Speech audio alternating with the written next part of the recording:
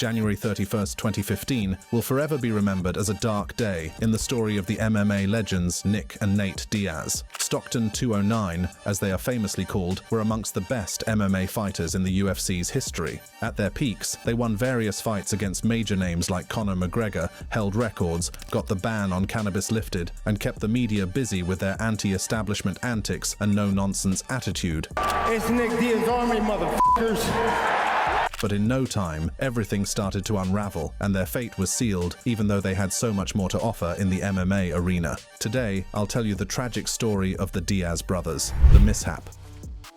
At the MGM Grand Arena in Las Vegas, Nevada, the 32-year-old welterweight MMA legend Nick Diaz fought Anderson Silva at UFC 183. The fight was highly anticipated by many UFC fans worldwide, but the fight was already ruled as a no contest after Silva tested positive for anabolic steroids. On the other hand, Nick Diaz was handed a 5-year ban from the sport by the NSAC, Nevada State Athletic Commission, because he failed the third marijuana test, even though he already passed 2 drug tests on the fight night. It was determined that he had marijuana metabolites over the allowable limit in his post-fight test. An accredited testing agency, Sports Medicine Research and Testing Laboratory, SMRTL, administered the first 2 tests. A third agency, Quest Diagnostics, administered the third test, which he failed. His attorney, Lucas Middlebrook, insisted that the commission's decision wasn't based on facts and that it wasn't based on evidence. Nick Diaz attended the meeting where the 5-year ban was confirmed and refused to speak, maintaining his silence during the proceedings because he was afraid that his testimony might provide incriminating evidence against himself.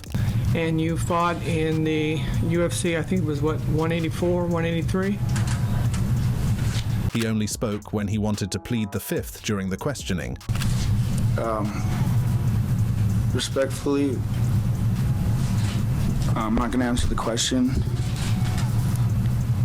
And the reason why? Fifth Amendment. The commission finally voted to issue the Stockton-raised fighter a $165,000 fine and ban him for 5 years. The commission noted that the 5-year ban was basically a lifetime ban for Nick Diaz, which would not see him return to the sport until 2020. Nicholas Robert Diaz in Stockton on August 2, 1983. Nick's childhood was a tough and rocky experience. Growing up in one of North America's notorious area codes, Stockton 209, Nick Diaz had a rough childhood and has struggled all his life. Coming from a poor background, Diaz realized at an early age that he had to take control of his life and do anything possible to survive, so he began training in martial arts techniques such as karate and aikido during his teenage years. Dropping out of high school at 18 after just 1 year of attending Tukey High School in Lodi, California, and deciding to focus on his training, he focused on his mixed martial arts career. He engaged in several unsanctioned bare-knuckle MMA matches. He found joy in MMA, and once he started doing jiu-jitsu, he realized he was a natural at it. Tragedy struck when, prior to his debut professional mixed martial arts fight, his girlfriend, Stephanie Wise, committed suicide when she walked into traffic on the freeway.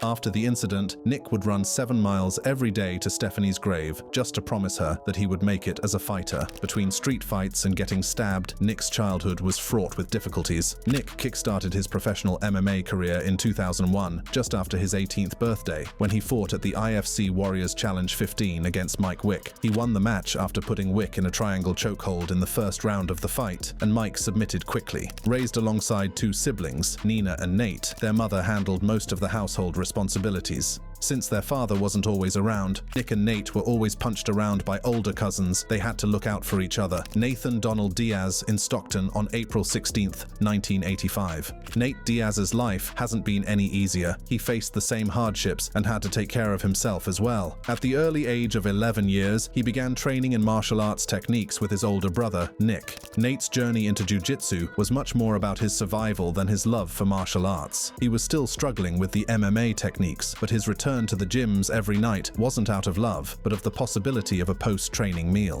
His interest in MMA was clearly one of survival, but unexpectedly, this necessity paved the path for the legend Nate Diaz to become who he is today. As the fire for MMA burned deep in his soul, Nate developed an appetite for competitive fighting. On July 20, 2002, at just 17 years old, Nate competed in an unsanctioned bare-knuckle MMA fight against the much older and bigger Robert Lyman. The footage footage shows a rare glimpse into the early days of the famous UFC fighter. As shown in this clip, Robert is being thrashed around by Nate and is the receiving end of Diaz's famous Stockton slap. Spinning around, Nate puts Robert in a submissive position and Robert taps out immediately, resulting in a win for the young Nate Diaz. Going into the professional MMA scene, the Diaz brothers were known for their unique fighting style and their media influence. The brothers were particularly famous for their aggressive nature because of their mix of trash talks and brutal fighting in and out of the octagon. One incident that introduced the world to their reckless nature was the 2010 Strikeforce Brawl.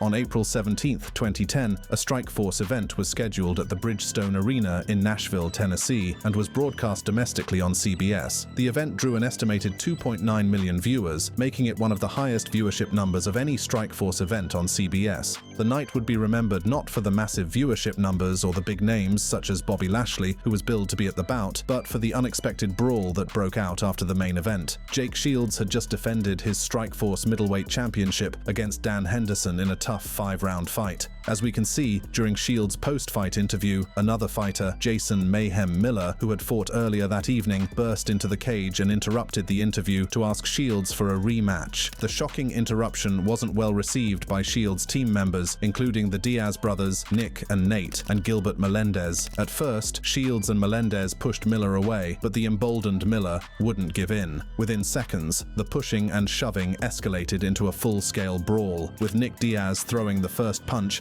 and Nate seen grappling and striking as well, as shown in the video. The chaotic scene unfolded live on national television, and the commentators remained surprised by the incident. The brawl lasted several moments, as security personnel and officials rushed into the cage in an effort to separate these warring parties. The close-quartered nature of the fight made their goal unattainable, as the fight continued for several minutes, with key moments caught by the cameras. Here is Miller being held down and struck repeatedly by the Diaz brothers and other members of Shields' team. By the time the fight ended and both parties were separated, the damage, both physical and reputational, had been done. The brawl resulted in CBS cancelling its half of Strikeforce's television contract. This decision was a significant blow to the growth ambitions of Strikeforce in its entirety. This incident cemented the Diaz brothers' reputation as aggressive and volatile figures in the MMA arena. MMA would only return to network television in November of the same year when Fox Television aired a UFC event. The brothers' brash nature was brought to life in another intense out-of-competition altercation with MMA fighter Joe Riggs. On February 4, 2006, at UFC 57, Nick Diaz and Joe Riggs fought in the welterweight class of the MMA event, which was held at Mandalay Bay Event Center on the Las Vegas Strip in Nevada. The fight was intense and closely contested, with both men landing significant strikes throughout the 3 rounds of the match. The tension between both fighters, which was visible during the fight, did not let up upon the final bell. In the end, Joe Riggs was awarded a unanimous decision victory to Nick Diaz's disappointment. After the bloody encounter, both Diaz and Riggs required medical attention and were subsequently transported to the same local hospital for treatment, a decision that would set in motion the infamous hospital brawl. It is reported that both fighters encountered each other in the emergency room, and a verbal altercation quickly escalated into a physical one. Riggs claimed Diaz sucker punched him, which led him to soil himself, lost a tooth, and started bleeding because his IV had been ripped off. Riggs also claims that while grappling with Nick, his brother Nate also attacked him. He stated, "Oh, it was both those suckers. So, Nick, every time he loses, he thinks he wins. Doesn't matter." Witnesses described the scene of chaos as the professional fighters grappled and exchanged blows in the emergency room to the shock of nurses, doctors, and patients. The incident underscored the Diaz brothers' ruthless attitude toward other professional fighters. Another incident worthy of mention is the 2015 Khabib slap.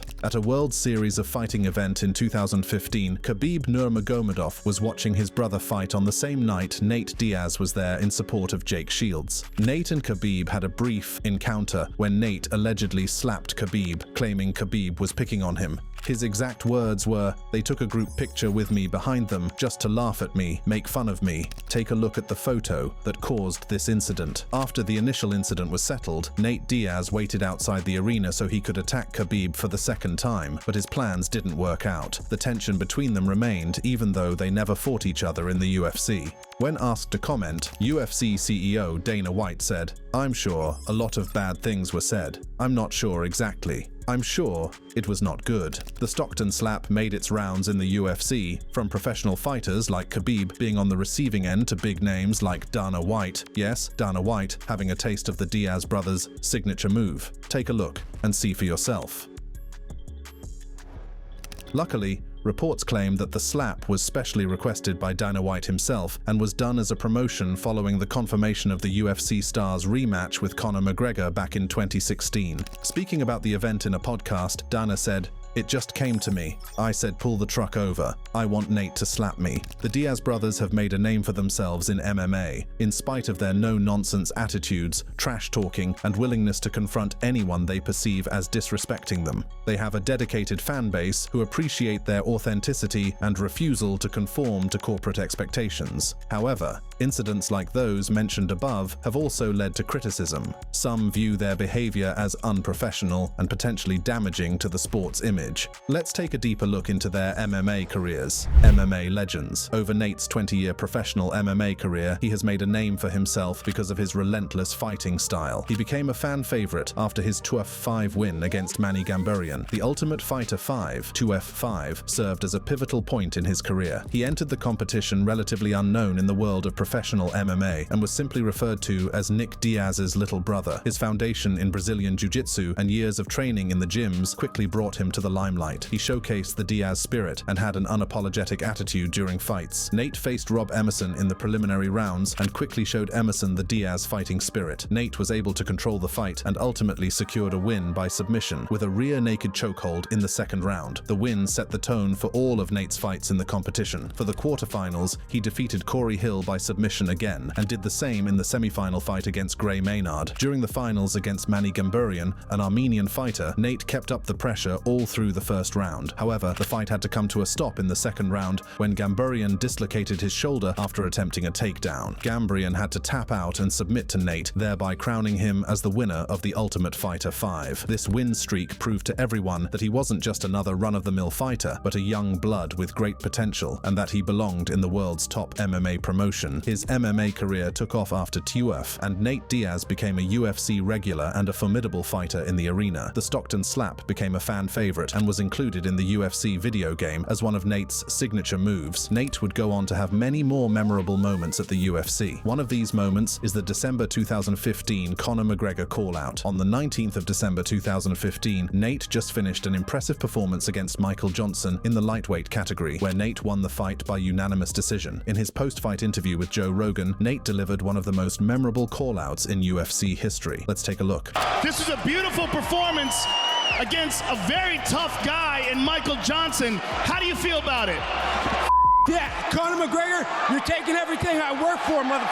I'm gonna fight your This call-out is true to Nate's nature. Well, Nate got what he wanted because a fight was finally scheduled between Nate Diaz and Conor McGregor at UFC 196 after another fighter, Rafael dos Anjos, pulled out of his fight with McGregor due to a broken foot. Nate agreed to the fight despite having a short time to prepare. Two loud, experienced fighters, Nate and Conor, took to the stage during press conferences to trash talk and build tension before the fight. Here are some short clips of the press conference. Your belt too.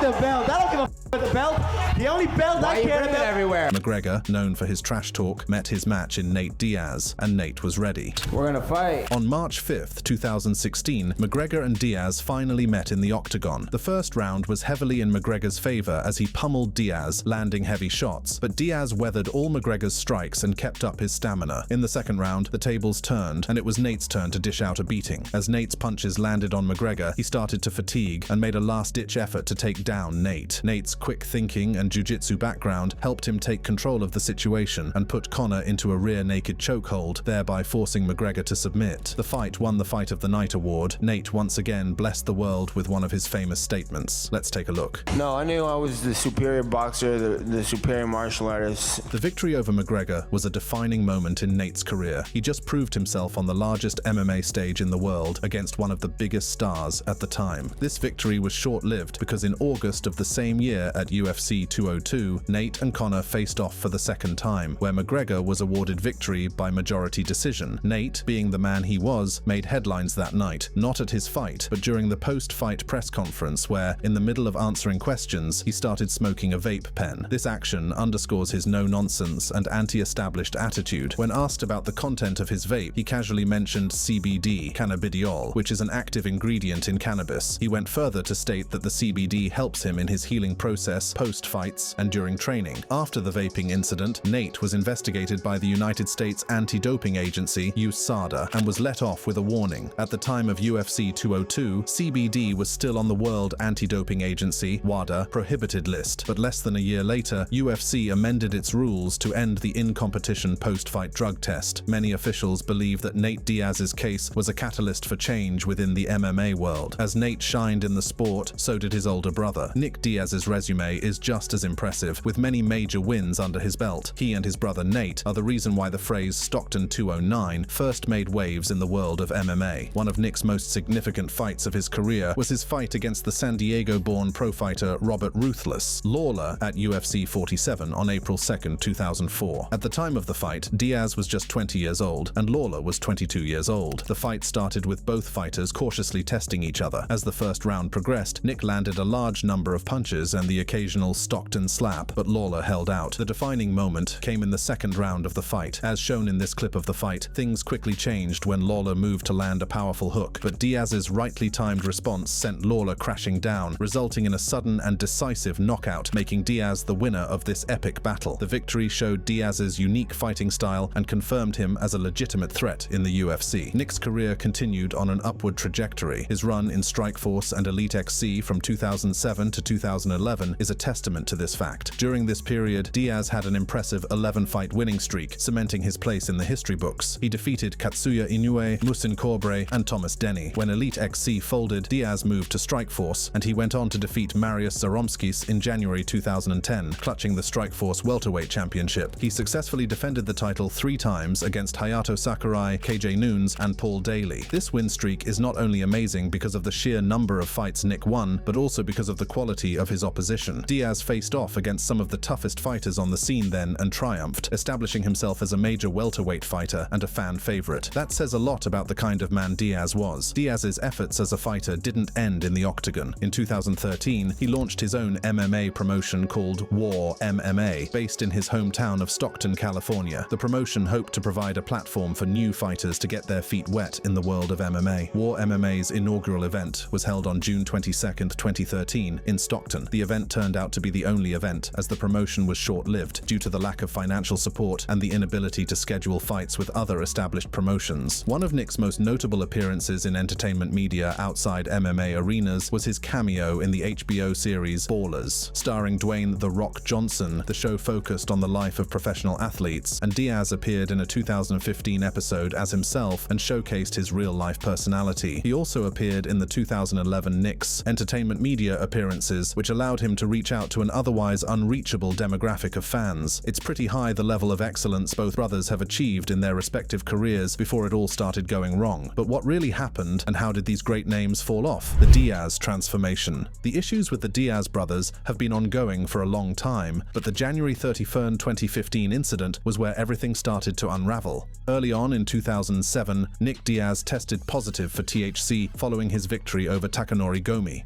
The victory was expected, as Diaz outclassed Gomi in all areas and defeated the Pride legend via submission in the first round. But because he tested positive, the fight was ruled a no contest and Diaz received a 6-month suspension. A simple scenario happened in the Nick Diaz vs Carlos Condit fight at UFC 143 in 2012, which resulted in another suspension and fine. Back to the 2015 case, this case had more media attention than the previous test and suspensions. This is not only because of the length of the suspension, but also because of the hefty fine of $165,000 he was handed. The NSAC's decision was met with widespread criticism because other fighters who tested positive for cocaine and steroids were still allowed to fight. Here's what Diaz had to say. I know all the fighters, and they're all on steroids.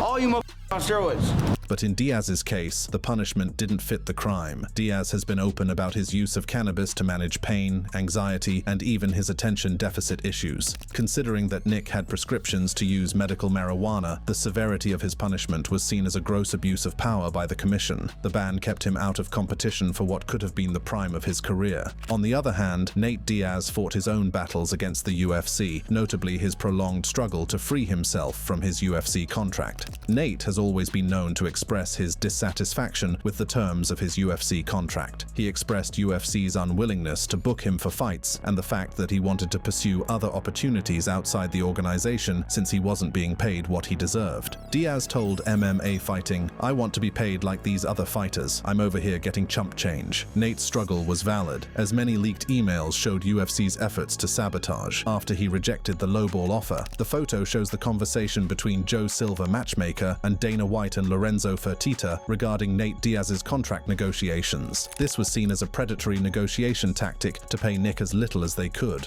Many athletes in the organization voiced similar concerns about the restrictive nature of the contracts and the limited negotiating power they have. UFC legend Francis Ngannou also voiced his concerns when he said, "I have no rights," after the UFC made him feel cornered and trapped in his contract. Nate was finally able to fight his way out of the UFC in 2022 and venture into other combat sports. He burst into the professional boxing scene with his debut fight against popular YouTuber Jake Paul in August 2023, a match that garnered significant attention from both MMA and boxing fans. Despite Diaz's reputation as a formidable MMA fighter, he found himself outmatched by Paul's boxing skills, and he lost the fight. From smacking Conor McGregor down to losing to a YouTube pretty boy, Nate's career was in a downward spiral. In April 2023, Nate made the news again when he was arrested in New Orleans when he choked out Rodney Peterson, a man who looked like Logan Paul, Jake Paul's brother. Nate was released on $10,000 bail shortly after his arrest. Things didn't seem to be going well for Nate. After Nick's 5-year ban, he made a much-anticipated return to UFC in September 2021 when he faced Robbie Lawler in a rematch of their 2004 bout, which Diaz won by knockout. This time, things didn't go as planned for the Stockton 209 legend. His performance was a shadow of his old self, and Lawler knocked him out in the 3rd round.